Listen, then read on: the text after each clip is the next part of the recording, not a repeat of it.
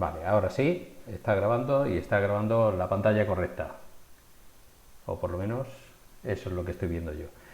Vale, bueno, como veis, tenemos que abordar hoy la unidad 4, que es referida al modelo relacional. Si contactáis con algunos compañeros, a lo mejor de otros centros o que hayan dado bases de datos en otros cursos, digamos que nosotros cambiamos un poquito la secuencia en la que habitualmente se abordan las bases de datos. Si recordáis, que seguro que lo hacéis, nosotros introdujimos muy pronto lo que era el lenguaje de consulta. El motivo es porque consideramos que abordar el lenguaje de consultas como un usuario donde las tablas ya están creadas, donde estamos viendo los datos con los que trabajamos, esa ese elemento que es un poquito menos abstracto, porque si yo puedo consultar, puedo ver los datos, pues evidentemente es algo real, algo sobre lo que puedo trabajar. Entonces creemos que es más asumible por los alumnos y las alumnas el tener algo tangible sobre lo que trabajar, en este caso los datos de una base de datos ya creada, que lo que nosotros vemos un poquito más abstracto, que puede ser el diagrama entidad-relación con el que acabamos el trimestre anterior, o puede ser lo que vemos ahora del modelo relacional. Entonces, vamos de lo concreto a lo abstracto, en vez de como os habrá comentado algún compañero de otro centro, que es ir de lo abstracto a lo concreto. Esperemos no equivocarnos. Entonces, lo que nos toca abordar es el modelo relacional, y para ello os voy a recordar una diapositiva que ya utilizamos cuando abordamos el tema, la unidad de la entidad-relación, el modelo entidad-relación.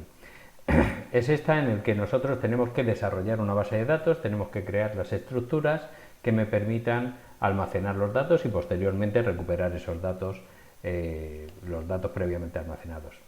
Y esas fases de diseño pues empiezan evidentemente yendo al usuario que solicita la base de datos o ir revisando qué documentación utilizan y cuáles son los requisitos que me plantean definir en la base de datos, sin hablarles en principio de estructuras. Simplemente quiero saber qué datos manejan en la empresa y qué requisitos tienen esos datos, ¿vale? Entonces es una fase previa de análisis antes de plantear una solución, y la primera solución la plantearíamos con el modelo entidad-relación. En este caso simplemente lo que hacemos es trasladar los requisitos a un lenguaje, y por eso es un modelo de datos. Trasladamos los requisitos que nosotros hemos detectado en la fase de análisis a un lenguaje, y ese lenguaje, en principio, como conocéis, es un lenguaje que está basado en rectángulos, en rombos y en óvalos que indican pues entidades o conjuntos de entidades, relaciones entre esas entidades y atributos. Hasta este momento lo que nosotros hemos entendido de la base de datos que necesita la empresa. Y por tanto no he elegido todavía cómo trasladar esas necesidades a ningún gestor de base de datos.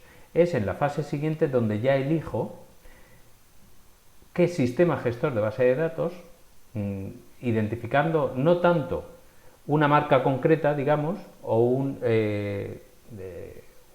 producto concreto, sino el tipo de gestor de base de datos. Y en este caso, gran parte o un porcentaje muy elevado de aplicaciones se resuelven utilizando un modelo relacional, que es el que vamos a ver.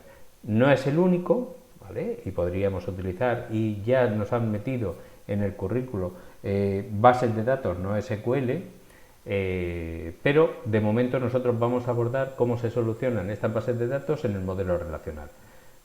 En este caso, el diseño lógico lo que utiliza, ya no hay rombos, ya las relaciones son con líneas, y lo que tenemos básicamente es el esquema que nosotros obtenemos de la transformación del diagrama entidad-relación al modelo relacional.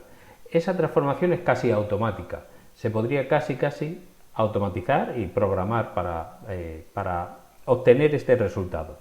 Pero yo aquí ya solo trabajo con tablas, con atributos, que son los componentes de esas tablas, y defino las relaciones que hay entre dos tablas, o las posibles relaciones que hay entre dos tablas. Este sería el modelo relacional.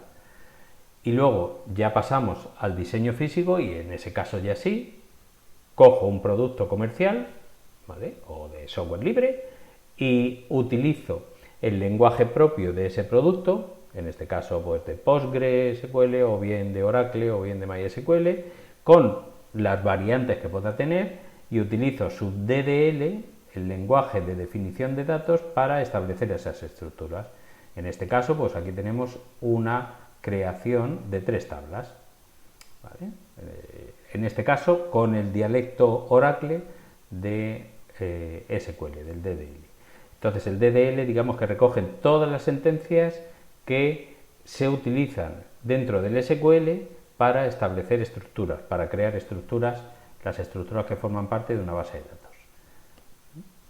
Digamos que esa era una repetición para que sepamos dónde estamos, es decir, hemos hecho el análisis, alguien ha hecho el análisis, no corresponde a los alumnos de este nivel hacer el análisis de requisitos, sino que a mí me pasarían ya el análisis de requisitos, o a vosotros os pasarían ya el análisis de requisitos, y vosotros incluso tendríais que interpretar el diagrama entidad-relación. Lo que sí tenéis que saber hacer, sí o sí, es, una vez que me dan un diagrama entidad-relación, es trasladar ese diagrama entidad-relación al correspondiente esquema relacional, ¿vale? Esa transformación al modelo relacional sí que debéis poder hacerlo, ¿de acuerdo? Digamos que estaríais en esa cadena.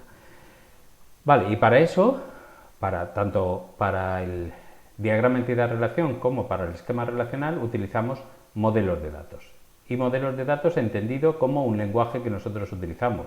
El lenguaje puede ser escrito o puede ser un lenguaje gráfico, en este caso. El lenguaje utilizado por el modelo entidad-relación se basaba en rectángulos, rombos, líneas y óvalos, y en este caso, en el modelo relacional, lo que tenemos es esos cuadrados y enlazados, si acaso, por líneas donde están definidas las cardinalidades de esas relaciones, ¿vale?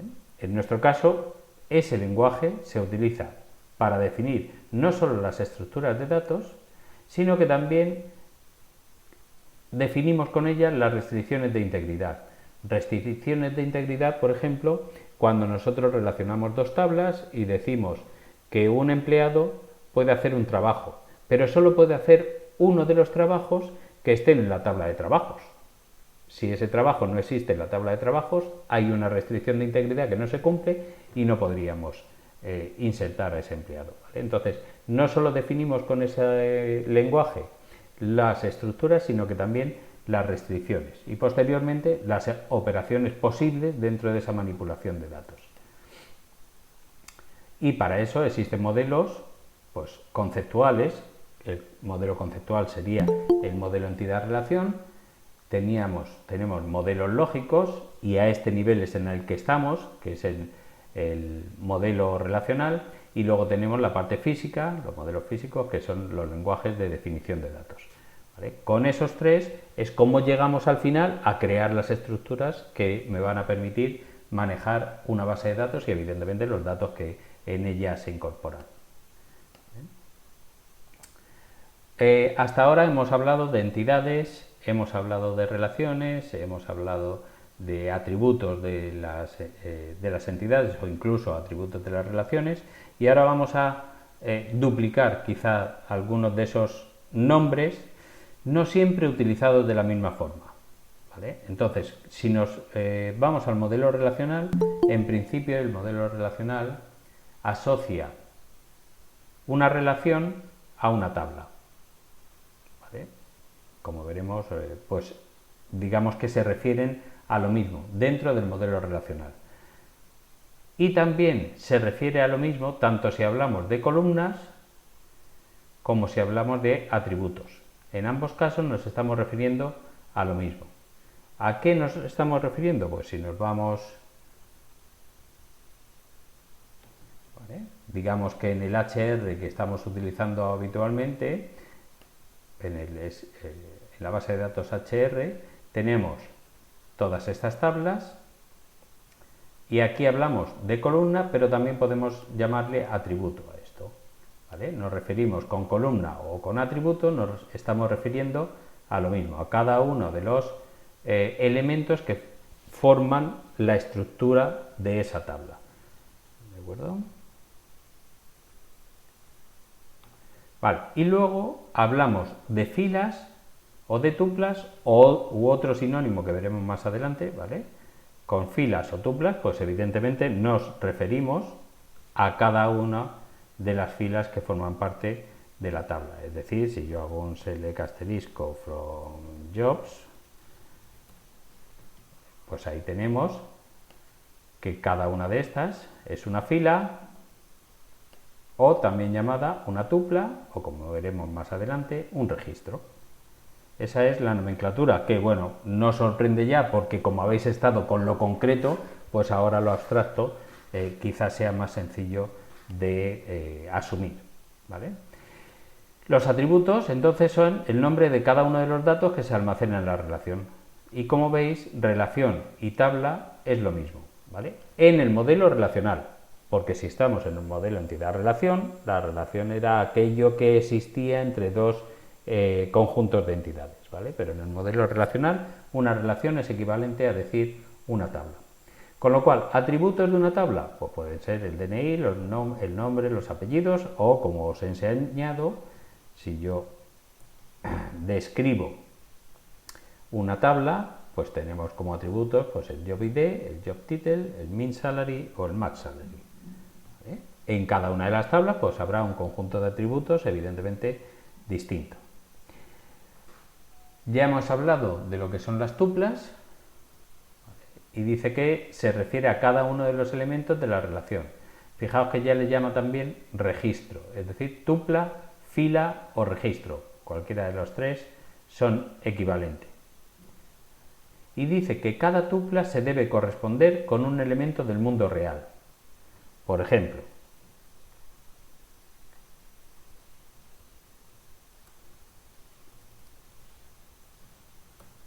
¿vale? Pues evidentemente cada uno de estas tuplas, fijaos que esta tupla llega hasta aquí, que como es más, hemos cogido una resolución menor, ocupa dos filas, ¿vale? Pero bueno, se refiere a un único objeto de la realidad, en este caso a un empleado que se llama Stephen King. ¿De acuerdo? La siguiente pues será otra tupla que se refiere a otro objeto de la realidad. En este caso, pues Nina Kochar. Es decir, cada tupla se debe referir a un único objeto de la realidad. ¿Vale? Y no puede haber dos tuplas iguales. En el modelo relacional, si no están bien creadas del todo las tablas, si no hemos definido una clave primaria, que ya veremos lo que es posible que en algún caso me dejara, pero no estamos siguiendo el modelo relacional en el caso en el que pongamos dos veces en dos filas distintas todos los valores de cada uno de los atributos, poner el mismo valor en dos filas distintas de cada uno de los atributos. ¿Qué quiere decir esto? Que si yo tengo, vamos a hacerlo con jobs, que es, vale. Si yo pusiera aquí la fila 20, ahora mismo hay 19 filas, si yo pusiera aquí una fila 20 que fuera con el valor, por ejemplo SA Man, Sales Manager, 10.000 y 20.000, no estaría cumpliendo el modelo relacional, aquel en el que se me dice que no puede haber dos filas con todos los valores de sus atributos iguales. ¿Vale? Es evidente que tiene un sentido, ahora cuando lo veis, es evidente que si toda la fila tiene los mismos valores, es o porque he diseñado mal la tabla, ¿vale? O porque me estoy refiriendo en realidad a un solo objeto.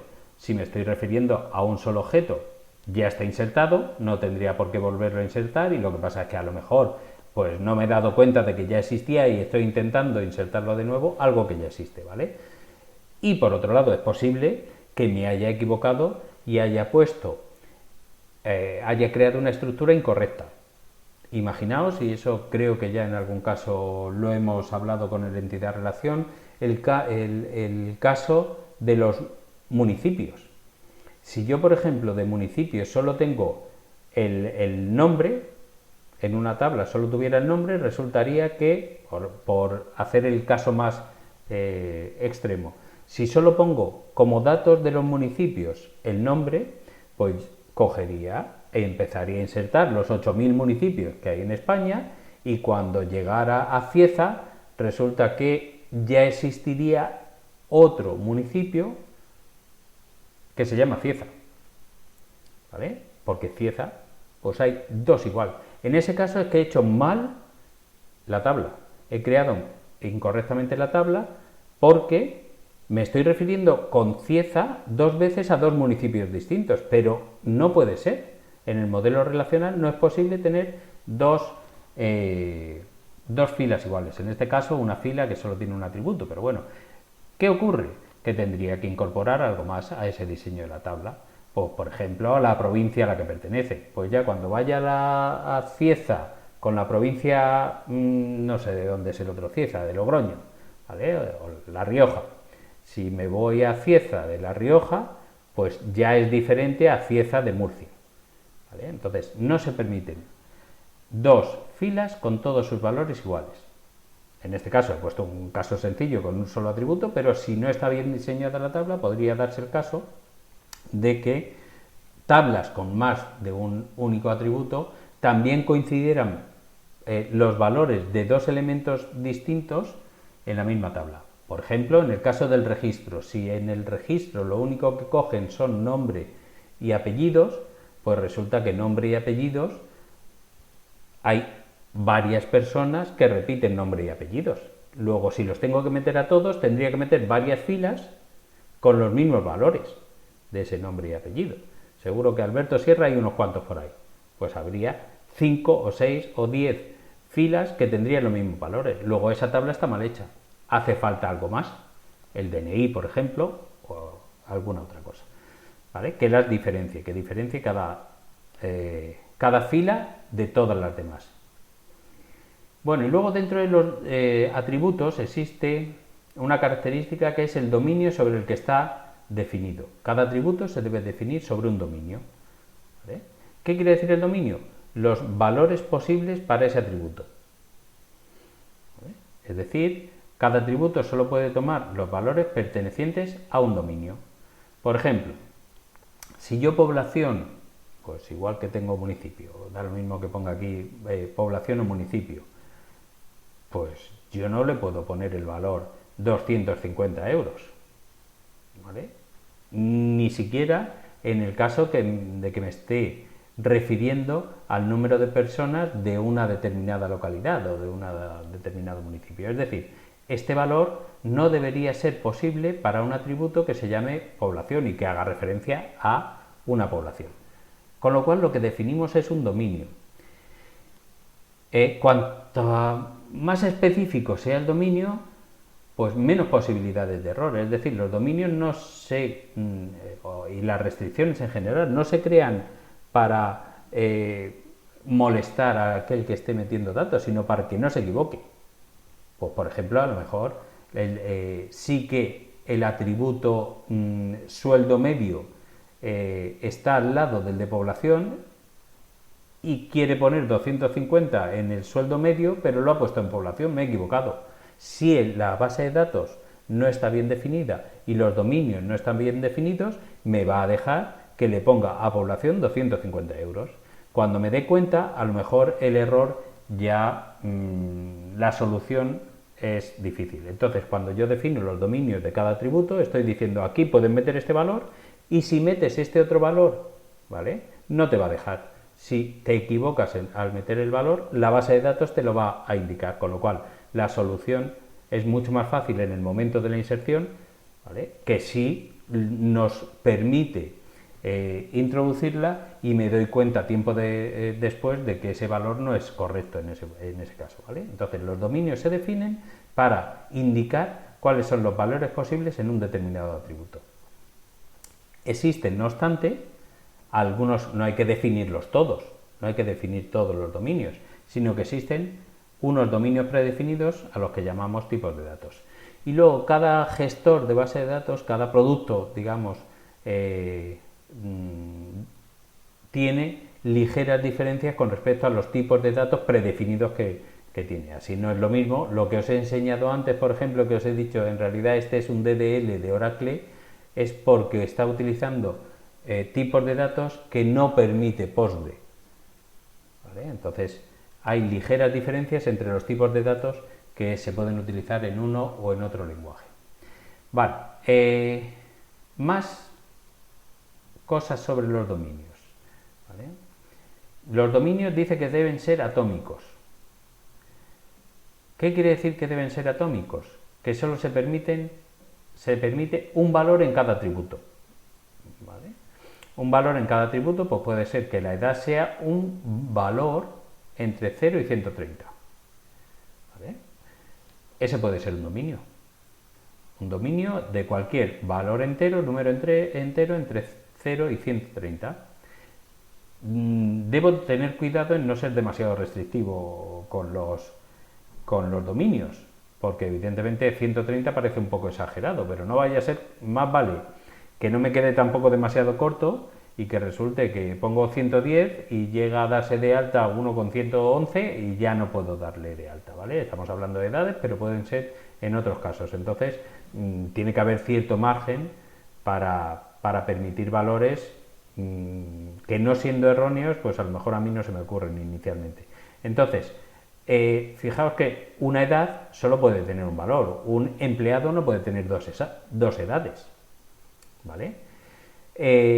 Si hay que llevar cuidado, porque si yo voy a poner categoría, por ejemplo, si habéis participado en competiciones deportivas, pues en muchos casos se dice categoría juvenil, ¿desde qué año hasta qué año? ¿Vale? Pues hay alguien que puede estar tentado en poner años como único atributo y poner ahí pues desde 1985 a 1987. Eso no es del todo correcto, ¿vale? Porque estamos poniendo ahí dos valores. Sería mucho más correcto indicar año inicial y año final, y en cada uno de ellos poner un único valor, 1985, año inicial, 1987, año final, ¿vale? Luego tenemos otro caso, pues, que puede ser el sexo. El sexo, en principio, estamos creando un dominio en el que solo se permite que aquel que ponga el sexo solo pueda poner masculino o femenino, ¿vale? Si existen otras posibilidades para el sexo, aquí estoy cometiendo un error, ¿vale? De tal forma que estoy obligando a que se ponga o M o F, a que se elija entre una de esas dos, ¿de acuerdo? O, en su caso, podría ser null y no poner nada, ¿vale? Eso sí se permite. Pero si hubiera otras opciones para el sexo, pues ya ese dominio no me valdría, tendría que modificarlo, ¿vale? Cuando nosotros vamos a crear un dominio, es decir, existen los tipos de datos ya predefinidos, pero si vamos a crear un dominio nuevo, pues tendríamos que darle un nombre, ¿vale? Pues por ejemplo, vamos a crear un dominio sobre el sueldo, que ya no me vale simplemente que sea un numeric 8 o 2, ¿vale? Sino que yo quiero tener un dominio donde al salario le ponga tipo de datos, sueldo, ¿vale? Pues entonces tengo que crear ese dominio, ese tipo nuevo, y tendría que darle un nombre, luego como una descripción, en este caso sueldo neto del empleado, porque hay que describir a qué me estoy refiriendo, si es al sueldo neto o es al sueldo bruto, ¿vale? ¿De qué tipo de dato partimos? En este caso, más que número entero, yo preferiría de un número con decimales, ¿vale? Del tipo que sea, y el formato. En este caso, los 999 significa que cada uno de estos 9 se puede sustituir por un dígito. Y al final, pues el euro. Ese sería el formato. Es decir, aquí el que más cobre Puede cobrar desde 0 euros hasta 9.999 euros. Ese es el dominio. No podría, y esto es interesante, no podría poner un sueldo mayor de 10.000 euros. ¿Vale? ¿Puede llevar a error? Sí, pero se minimizan los errores. ¿Por qué se minimizan los errores? Porque si algún usuario que está introduciendo datos resulta que le pone un 0 de más, pues al jefe no le va a sentar muy bien. ¿Vale? Si en vez de 1.000 pone 10.000, pues es un error gordo. Si yo he definido bien el dominio, tal y como estamos viendo en la diapositiva, pues cuando el usuario, el empleado que está metiendo los datos, se equivoque y le ponga 10.000 en lugar de 1.000, la base de datos le va a decir que eso no puede ser. ¿Vale? Entonces, evita el error del usuario, o por lo menos lo minimiza. Evidentemente, si en vez de 100 pone 1.000, pues 1.000 está dentro del dominio, lo admite. ¿Vale? No se evitan todos los errores, pero por lo menos se reducen bastante. Si es al revés, si en vez de 10.000 pues le pagan 1.000, pues el que se queja es el empleado. Entonces, con esto reducimos, que no evitamos, todos los errores. Bien, ya hablamos del concepto de grado, pero el grado dentro del modelo entidad-relación es distinto al que aquí manejamos. ¿Vale? El grado aquí se refiere al número de atributos o de columnas que tiene. Por ejemplo, si yo me voy a Jobs, el grado es 4. ¿Vale? Tiene 4 atributos, bueno, los veíamos también, ¿vale? Aquí. Si lo preferimos ver así como columnas, pues 1, 2, 3 y 4. En cambio, ese es el grado, en este caso, de la relación Jobs, o el grado de la relación Employees, que en este caso serán 2, 4, 6, 8, 10 y 11. 11 columnas, grado 11. 11 atributos, grado 11, ¿vale? Entonces, es un poquito diferente el concepto de grado en el modelo entidad-relación, que ahí decíamos el grado de una relación es cuántas entidades pueden participar en esa relación. ¿Vale? En este caso es cuántos atributos. Y luego tenemos la cardinalidad. La cardinalidad se refiere ya no a las columnas, sino a las filas. ¿Cuántas filas va a haber? Es decir, en una relación, en una tabla, el grado apenas varía, porque yo no voy a cambiar habitualmente el número de columnas que tiene, sino que yo establezco inicialmente el número de columnas y se va rellenando la tabla con datos o disminuyendo. Lo que sí va a cambiar es la cardinalidad. En la mayoría de las tablas pues se insertan nuevos datos, se borran antiguos, ¿vale? Entonces la cardinalidad sí se modifica, el grado difícilmente se modifica. ¿Cuál sería la cardinalidad de Jobs? Pues en este caso 19 filas. ¿Cuál sería la cardinalidad de empleados?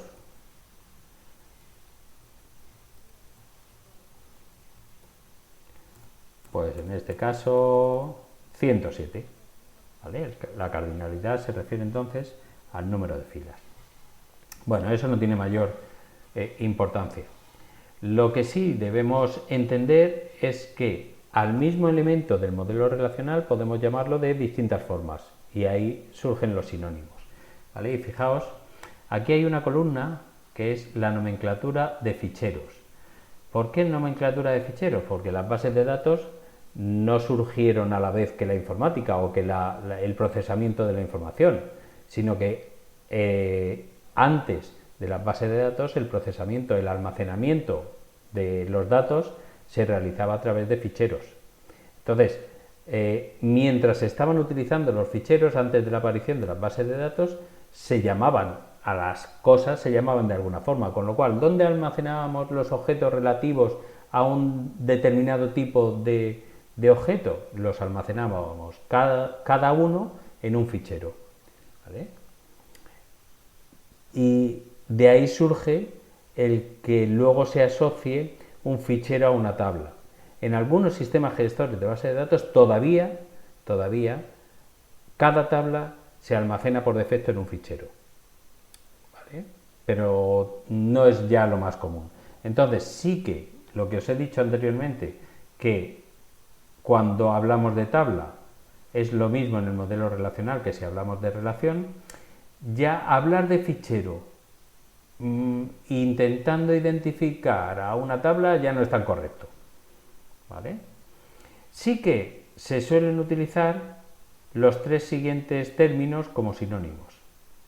Es decir, cuando yo hablo de una fila, ya hemos visto que puedo hablar igualmente de una tupla y también se le puede nombrar como registro, porque esto sigue utilizándose. El registro, aunque venga de la nomenclatura de ficheros, sí que se sigue utilizando como sinónimo de fila o de tupla.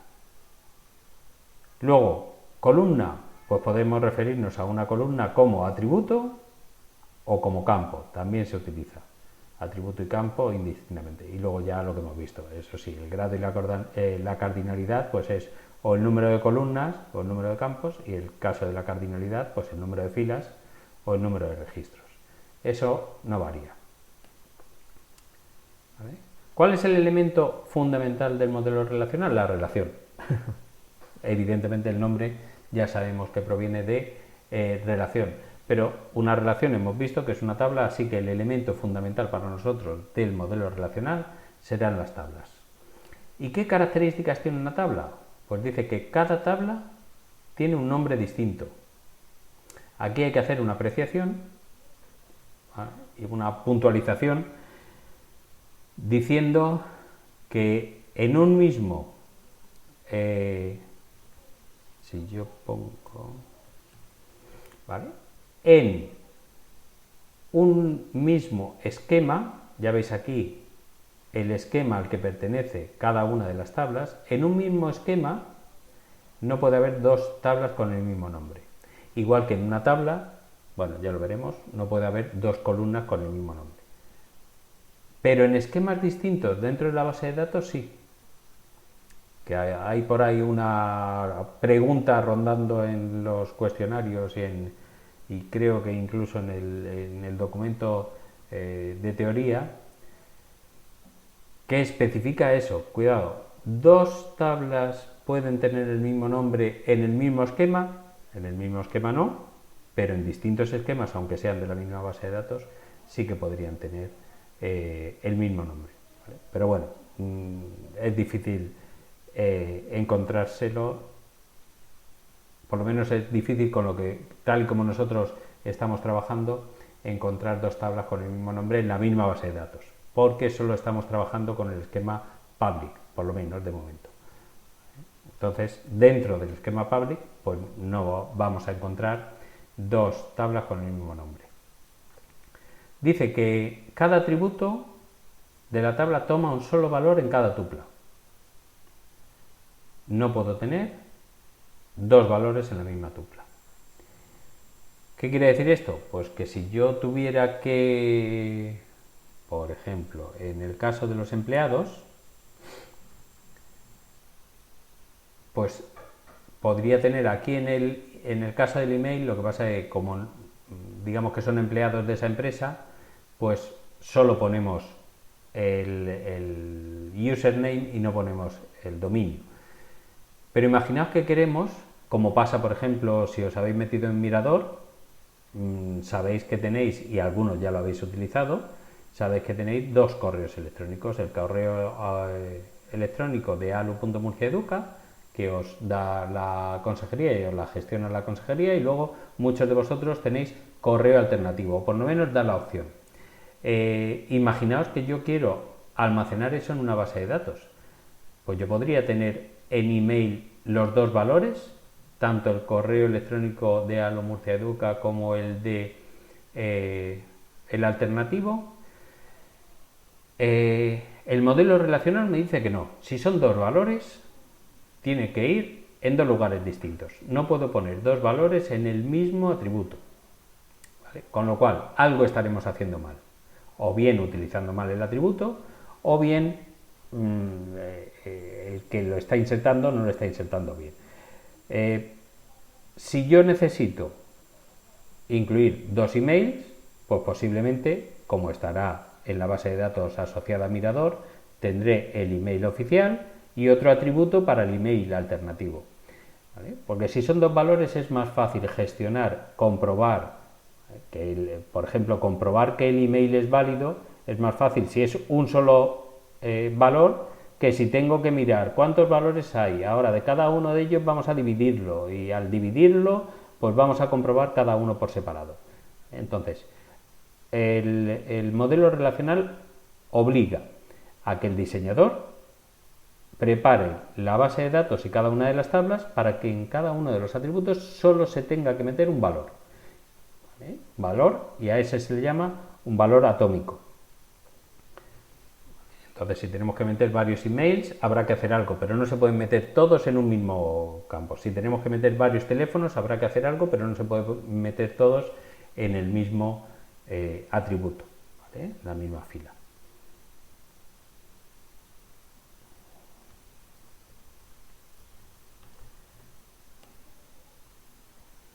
Dice que, igual que lo hemos dicho, que cada una de las tablas tiene que tener un nombre distinto de cualquier otra tabla que esté en su mismo esquema, pues aquí igual cada atributo, cada columna, debe tener un nombre distinto al resto de atributos de esa tabla. Evidentemente, si yo tengo una columna nombre en empleado, puedo tener una columna nombre en departamento. ¿Vale? Que en este caso, además, no, porque en este caso es department name y first name, ¿vale?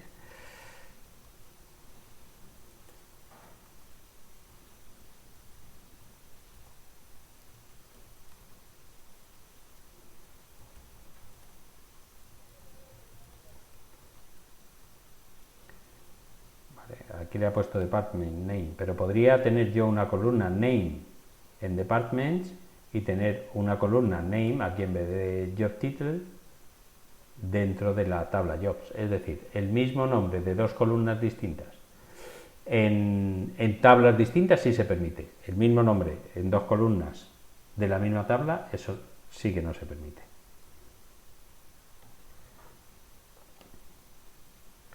Lo que hemos dicho antes, no puede haber dos filas completamente iguales. Eso es que me he equivocado en algo, en hacer la tabla o a la hora de incluir si estamos refiriéndonos a un objeto de la realidad que ya está insertado. Y en algún caso, en un momento anterior, sí que salió el orden de las filas. ¿Vale? El orden de las tuplas o de las filas no importa en el modelo relacional. No existe un determinado orden para que estén las filas. No hay que confundirlo, evidentemente GeoCLTI sí que, como compara salidas, sí que necesita que estén ordenadas de una determinada forma, pero a la hora del almacenamiento o a la hora de la definición de las tablas no existe un orden necesario en las filas. Luego yo, cuando vaya a consultar, sí que puedo ordenar los datos consultados y exponerlos en uno o en otro orden. Pero en principio, tal y como están almacenados, es indistinto el orden de las filas y también es indistinto el orden de las columnas. Me da igual que esté job ID, job title, que job title y job ID. Habitualmente las claves primarias, lo que entendemos o entenderemos por claves primarias, las ponemos al principio, pero no tiene por qué, no hay una obligación, ¿vale? Da lo mismo el orden en el que estén las columnas y da lo mismo el orden en el que aparezcan las filas. En el que estén registradas las filas. Luego en el orden en el que aparezcan, pues en el que me exijan, si es que me exigen algún orden. Y todos los datos de un atributo deben ser del mismo dominio, el dominio que yo elija. Si yo quiero simplemente números, pues números. Si quiero que sean caracteres alfabéticos, pues caracteres alfabéticos. Si quiero que sea fecha, pues fecha. ¿Vale? Tengo que identificar qué dominio, pues todos tienen que ser de ese dominio, todos tienen que coincidir con el dominio que he definido para ese atributo. Bueno, ¿hasta aquí alguna pregunta? Hemos visto un montón de conceptos y nos estamos centrando un poquito más en lo que son las tablas y sus características. Y ahora vamos a ver que no solo existen las tablas que nosotros hemos estado utilizando hasta este momento, ¿vale? Existen tipos diferentes de relaciones y como sabemos que en el modelo relacional relación y tabla es lo mismo, es decir, estamos viendo también tipos de tablas. Y fundamentalmente existen dos grandes grupos y tenemos tablas persistentes, que son aquellas que se crean y van a permanecer en la base de datos, a no ser que algún usuario con permisos la borre. Pero la base de datos no se deshace de ella automáticamente de ninguna forma. En cambio hay otras tablas que son temporales, que se crean para realizar alguna operación y cuando ha terminado de realizarse la operación se destruye automáticamente. Vale. Dentro, bueno, en este caso las temporales, pues en muchos casos será a lo mejor para hacer ordenaciones. En el caso de las persistentes, lo que tenemos también son varios subgrupos, que son las tablas base. Y las tablas base son las que en principio recogen los datos, son las que estructuran inicialmente la base de datos. Dice que se crean indicando su estructura y los ejemplares que forman parte. Todas las que vemos aquí, todas las que vemos aquí, son tablas. Y son tablas base. Están ahí, permanecen y los datos sabemos que no solo hemos identificado en este caso los datos, sino que también hemos aportado, o alguien lo ha hecho, alguien ha insertado los datos que forman parte de esa tabla base, que por tanto es persistente. Pero además existe lo que se llaman las vistas. Dice que son tablas, pero que solo almacenan la definición de la consulta, resultado de la cual se obtienen los datos que proceden de otras tablas base o de otras vistas e instantáneas. ¿Vale? Vamos a intentar hacer, una vista.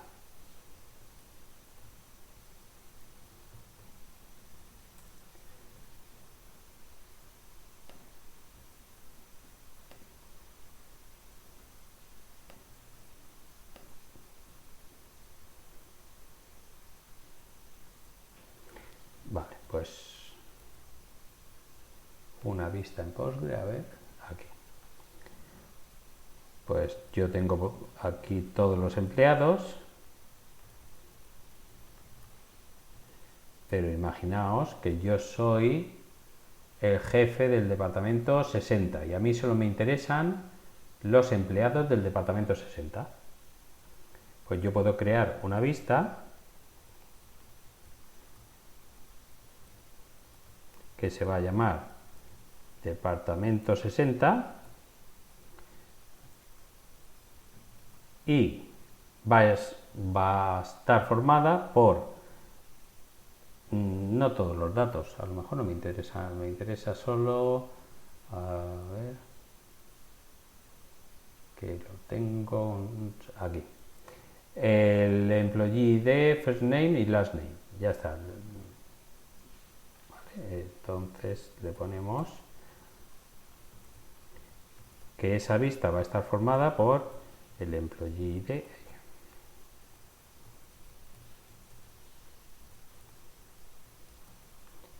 el first name y el last name de la tabla employees. Y ahora sí, como solo me interesan algunos, pues el department ID es igual a 60. La vista está creada, ¿vale? Una vez que está creada la vista, yo no he metido ningún dato en esa vista, pero cada vez que yo le diga búscame algo dentro de departamento 60, lo que va a hacer es ejecutar esto también, antes de ejecutar mi consulta. Digamos que hará pues seguramente una tabla por ahí temporal, ¿vale? Meterá los datos que quiere y nosotros los mostraremos. Es decir, si yo hago ahora mismo select asterisco from departamento 60,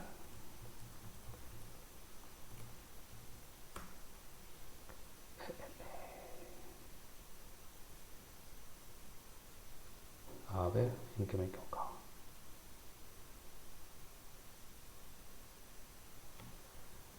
que me he equivocado yo ahora. La vista Alberto como departamento. No le pusiste la... Ah, ahora sí. ¿Vale? Entonces fijaos que lo que hace es, está haciendo un select asterisco, pero sobre este select, sobre el resultado de este select. Vale. Yo puedo, entonces, tengo esa vista, pero como si fuera una tabla. Para mí, si yo no sé que eso es una vista, me da igual, para mí eso es una tabla. Lo que pasa es que antes de hacer mi consulta, se está ejecutando la consulta definida sobre la vista. ¿Vale? Y yo puedo hacer, pues, solo me interesa, en vez de todo, el first name.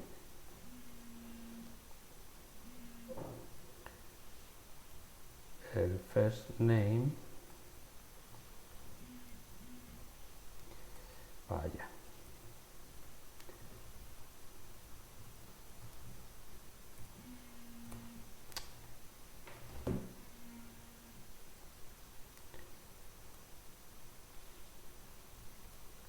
¿Vale? Y solo me sale el first name. O bien, select el first name.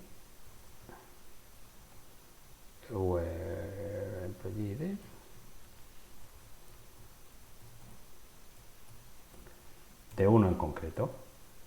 ¿Vale?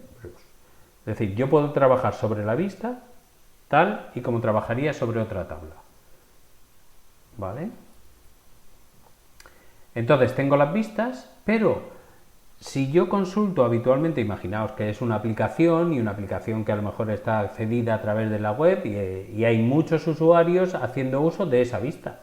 Entonces, a mí me interesa hacer más eficiente esas consultas.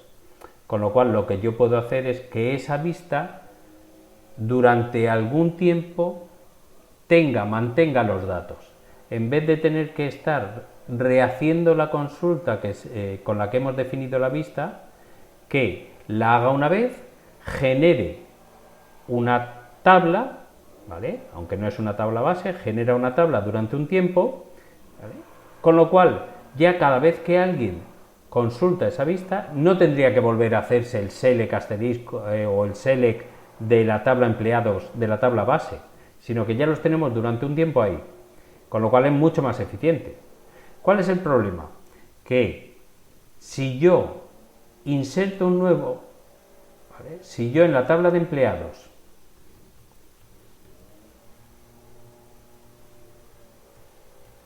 de los 107 estos que tenemos, inserto uno nuevo, cuando haga el select, si ese registro que acabo de insertar pertenece al departamento de 60, me aparecería en la vista.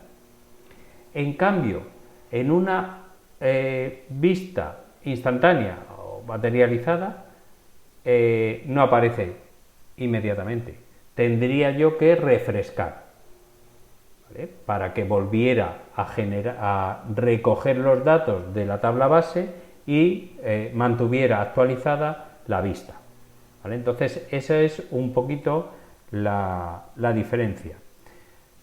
En este caso sí, en el caso de las vistas, las que no son instantáneas, si la tabla base se actualiza, automáticamente cualquier consulta sobre la vista se actualizaría también. En el caso de las materializadas o de las instantáneas que tenéis ahí, hay momentos en los que la vista puede estar desactualizada, ¿vale? Ya es labor del administrador o del gestor de la base de datos el actualizar cuando se necesite esas instantáneas, ¿vale? Eso es lo que hemos dicho como instantáneas, que son vistas también, pero estas sí que almacenan datos durante un tiempo, ¿vale? Y luego tenemos las claves. Las claves ya hemos hablado de ellas en el modelo entidad-relación y aquí vienen a ser similares. Lo que pasa es que se habla inicialmente de lo que es una superclave y dice que es un conjunto de atributos que identifiquen de modo único las tuplas. Vale, teniendo en cuenta que una tabla no puede tener dos filas con el mismo valor en todos sus campos, automáticamente podemos decir que cualquier tabla tiene una superclave. Es decir, el conjunto total de atributos de una tabla tiene que ser superclave, porque cuando yo doy los valores de cada uno de los atributos, me puedo estar refiriendo únicamente a una fila. Como no puede haber dos iguales, cuando doy todos los atributos, esos valores solo pueden coincidir con una fila, ¿vale? A eso se le dice superclave. Pues, como es una restricción básica del modelo relacional, pues que eso sea una superclave no me soluciona nada. Entonces lo que se buscan son superclaves cada vez más pequeñas, un conjunto menor de atributos que me sirvan para lo mismo, para identificar una fila. ¿Qué es identificar una fila? Pues eso, que yo le voy a dar los valores de esos atributos, de los que yo elija, y si esos valores solo pueden coincidir con una fila, es que eso sigue siendo superclave. ¿De acuerdo? Es decir, pues seguramente nombre, apellido, fecha de nacimiento y domicilio va a ser difícil que encuentre a dos personas que coincidan en el nombre, los apellidos, la fecha de nacimiento y el domicilio. No sé si hay algún caso, me parece que no. Entonces eso es superclave. Pero me interesa todavía reducir y nombre y apellidos y fecha de nacimiento. Eso podría darse el caso de que dos filas de una tabla de personas coincidieran en nombre, apellido y fecha de nacimiento. Es improbable, pero si es posible, eso ya no es superclave. ¿Vale? Entonces, ese ya no sería un conjunto que identifique de manera única cada una de las tuplas, porque podría darse el caso, por muy improbable que sea, de que yo coja una fecha de nacimiento, un nombre y unos apellidos y me salgan dos, y entonces ya lo he fastidiado. ¿Vale? Entonces, de esos conjuntos mínimos, que yo al quitarle uno de los atributos ya me queda que no es superclave, puede haber varios en una misma tabla. En una misma tabla puede haber más de dos conjuntos que sean claves, superclaves mínimas. Y esas son las claves candidatas. Las claves candidatas son aquellas superclaves que ya no le puedo quitar atributos, porque entonces dejarían de ser superclaves, dejarían de identificar cada uno de las filas. ¿Vale? Y de esas claves candidatas, si hay varios, si hay uno solo, no. Si hay una sola clave candidata, esa va a ser clave primaria. Pero si hay varios, por ejemplo, el caso del número regional de estudiante y el caso del DNI. ¿Vale? Si en nuestro centro, que todo el mundo tiene DNI, las dos son claves candidatas. Tengo que elegir una. En nuestro centro habría que elegir si es el número regional de estudiante o si es el DNI. ¿Vale? Entonces, una sería clave primaria, por ejemplo, número regional de estudiante, y otra sería el DNI, que sería clave alternativa. ¿Vale? Y esto ya nos vamos a quedar aquí, que las claves ajenas ya las abordaremos en la próxima tutoría. ¿Alguna duda? No, muchas gracias. No, está bien, está bien. A vosotros. Esta es de muchos conceptos. Luego ya la próxima será de práctica. Nada, perfecto. Venga. Hasta luego. Hasta luego.